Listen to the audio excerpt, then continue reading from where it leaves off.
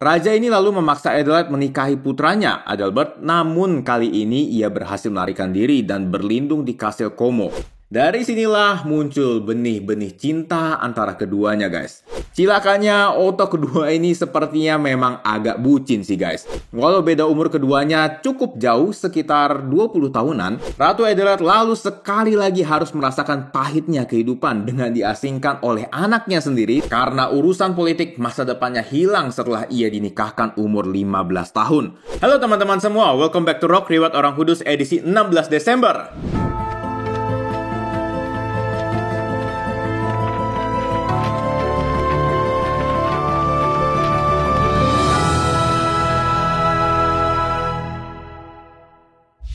Hari ini kita akan membahas riwayat dari Santa Adelaide dari Burgundy, pelindung korban pelecehan.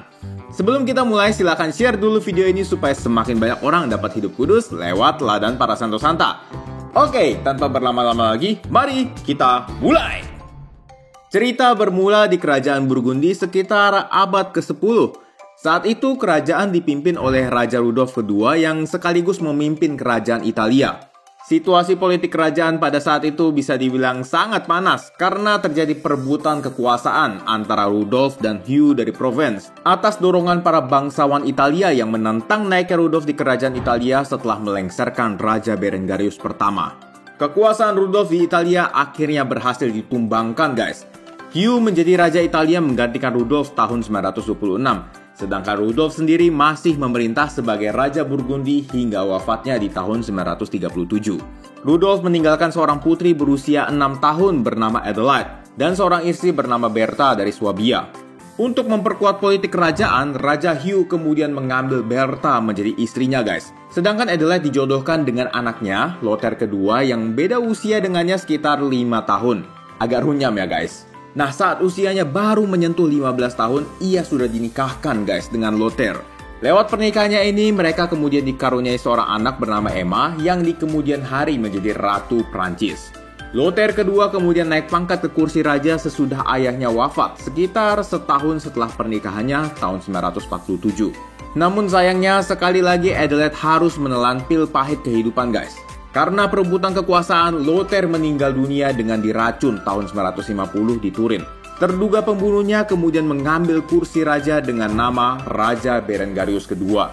Raja ini lalu memaksa Adelaide menikahi putranya, Adalbert, namun kali ini ia berhasil melarikan diri dan berlindung di Kastil Como.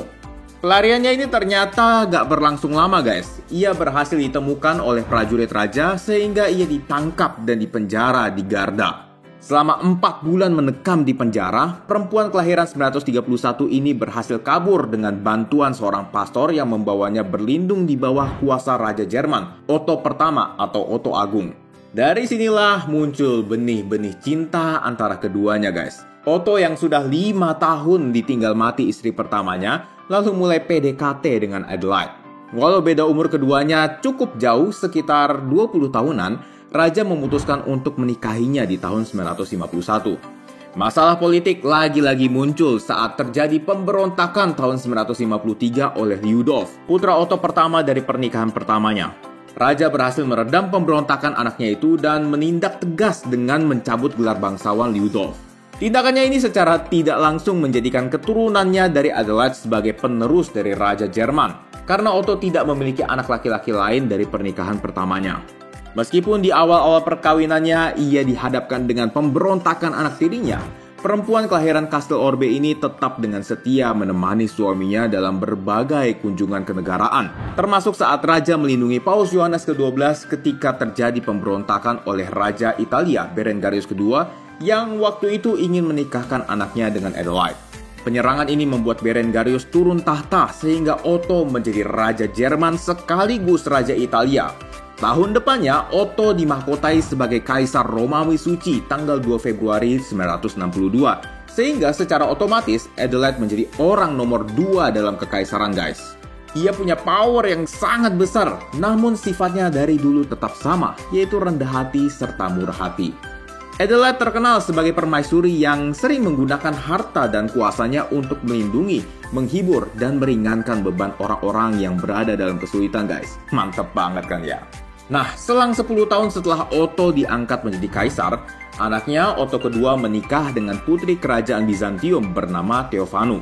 Tahun depannya, Otto kedua menggantikan ayahnya setelah meninggal dunia di Istana Membelben tahun 973. Adelheid sebagai ibu kaisar dan janda dari seorang mantan kaisar punya pengaruh yang sangat besar guys di istana.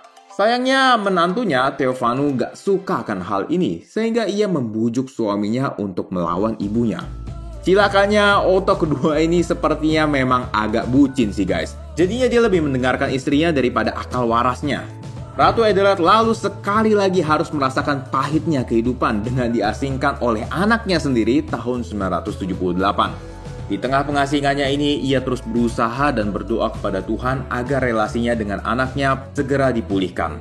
Beberapa tahun lamanya hubungan ibu dan anak ini retak, akhirnya mereka bisa didamaikan dengan bantuan seorang pertapa bernama Saint Majols. Otto sadar dan menyesali perbuatan durhakanya guys. Dan entah memang kebetulan atau sudah jalannya, tak lama setelah rekonsiliasi, Otto kedua meninggal dunia tahun 983. Tahta kekaisaran lalu berpindah kepada cucu Adelheid guys, Otto ketiga. Namun waktu itu usianya baru 3 tahun.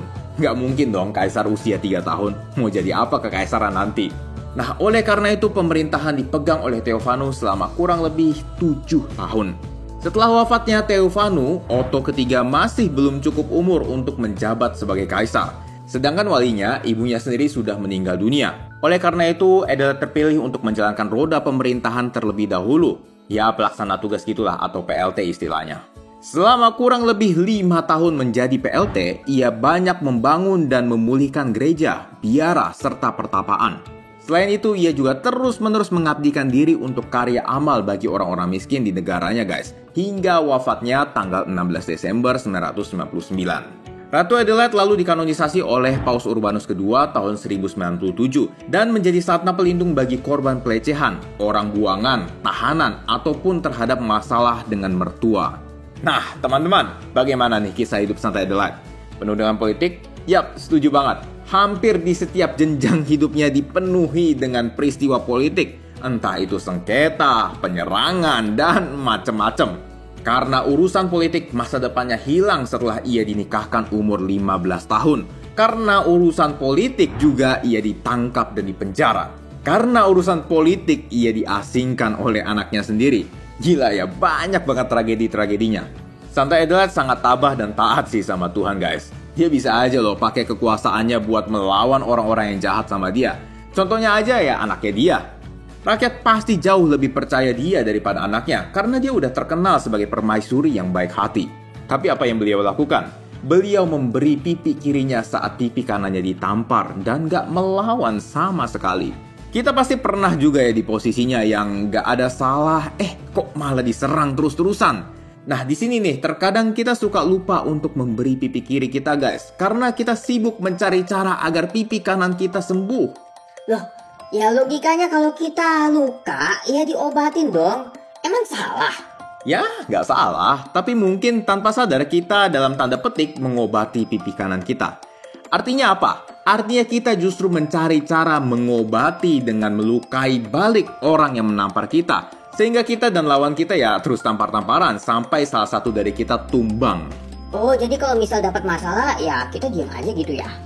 Bukan diem aja sih guys, tapi lebih ke tidak membalas sambil membawa masalah ini kepada Tuhan. Kalau diem aja justru kurang tepat loh, karena di ayatnya juga nggak dituliskan gini kan. Siapapun yang menampar pipi kananmu, diamlah saja. Nggak begitu kan? So, teman-teman, mari kita mengikuti teladan Santa Adelheid yang memberi pipi kirinya ketika pipi kanannya ditampar. Oke guys, begitulah kisah hidup dari Santa Adelheid dari Burgundy. Kalau teman-teman merasa video ini bermanfaat, teman-teman boleh like, subscribe, dan share untuk mendukung pengembangan channel ini. Terima kasih sudah menonton dan sampai jumpa di Rock edisi selanjutnya. Lakon!